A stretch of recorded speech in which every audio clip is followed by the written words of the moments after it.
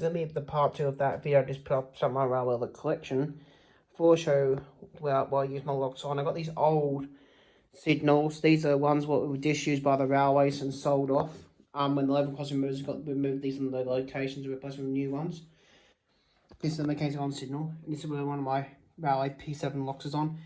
When you own railway signals, it looks a bit daft when you have non-railway padlocks on these. I've had a few master locks had on these when I first got these to lock them up. But they look a bit daft, so I couldn't stand the look of the modern master locks on these. I bought some period correct railway locks. That's a mechanical on signal. Going to be a bit wide again, so I disconnected this one to use the thing to get that complete one going. It doesn't look all complete because I took the discs off. There's the discs over there, and the brackets are down there also on the floor. And there's one of the visors for the Westinghouse one, and there's the bracket down there. It goes on the pole, and that's one of the little railway locks I use on here. This is a quick short video. Then on the other one was a Westinghouse signal. Won't be able to show this on the back. There's the Westinghouse logo. I believe V-Line people who watch this channel, they from one of the friends of mine. Chris Hobbs, I watch who I'm about some guys said they like watching my social life videos. This one fully functions. That's locked correct rail lock for these, and I have the correct key for them to open them up. So they look correct when they're on the signal. How it's mounted on the wood, so it's drilled right in the bolts at the bottom, and that's bolted from this wood, and it's pretty strong. I've had it in quite a while, it's never snapped yet. And these weigh up to about 70 to 100 pounds, these searchlights, and that's pretty heavy, that is. Took me and my mum to lift this up on here, to mount this on here, because the other one doesn't have a bracket on. The bracket for that one actually down there. So I had to cut off with the grinder.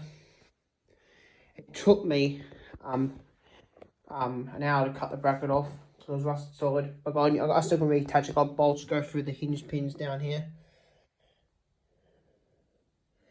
And for a future project, and let me get the 1P key off my keyring so it's easy enough. So I have to cut the camera time to do this. There's the 1P. I've got so many keys on my lanyard for different locks.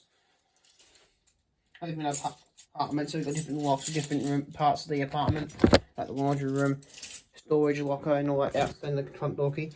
On my laundry door, I only use cheap locks and Bunnings. And I've rekeyed it to work with a railway key. Yeah, about the laundry door, and I'll put the back light on here.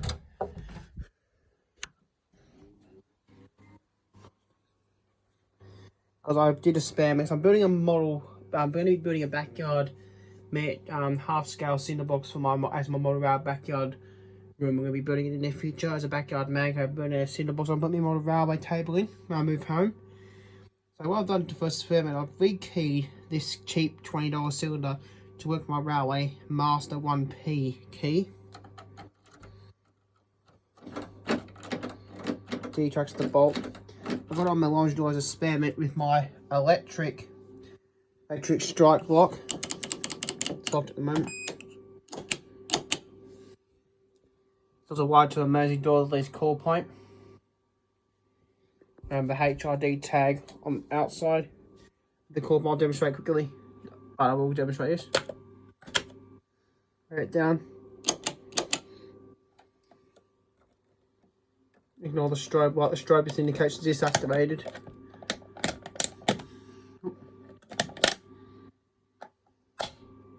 I'll bang it to reset. I'm going to be setting this up in my cinder box as well.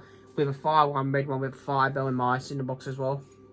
So this is a quick update to my lock. I just rekeyed this one to a railway key. So it works like a railway lock. So they do use lock close on the rail. It's the back of it. There's also a deadlock function as well. If I push this down, it disengages the lock so it doesn't go back. But now if you want to lock it in, you don't want to break in the lock, it don't stop it from breaking in. But how's it work on my railway key?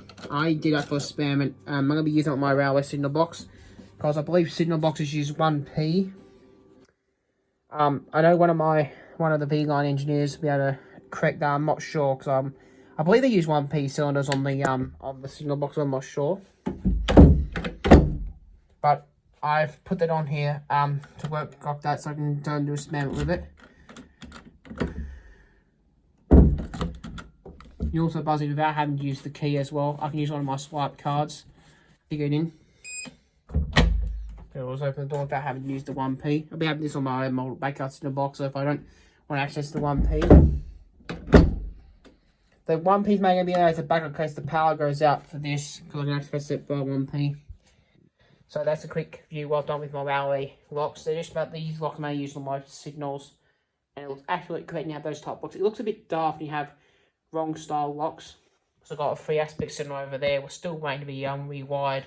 Because wiring up, it took me, I don't work on the railroad, but it took me 2 months to figure out how to wire these up. The first one, that took me 2 months to wire up. This one took me just about an hour to wire this up, because this one has similar wiring ways as the Metropolitan Vickers insert I have in that one. But I've rewired this. If anyone would like to see me do a video of rewiring one up one of these, I'll do a video explaining that.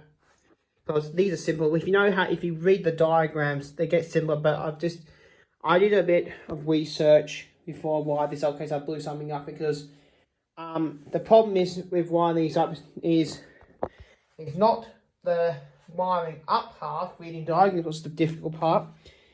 It's the way you can't buy power supplies that matches anymore.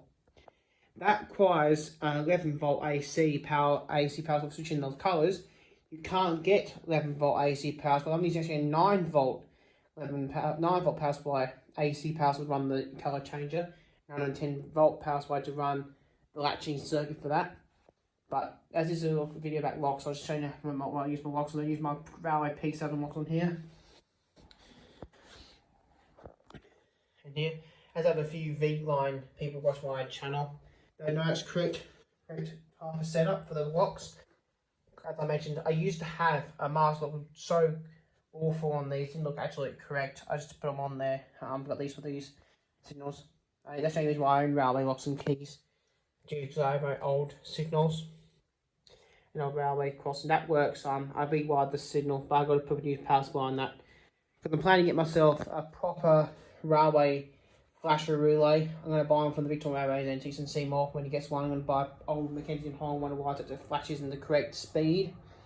So like a custom homemade flasher circuit on that, it doesn't go at the right speed for the code. But that's my padlock question part 2.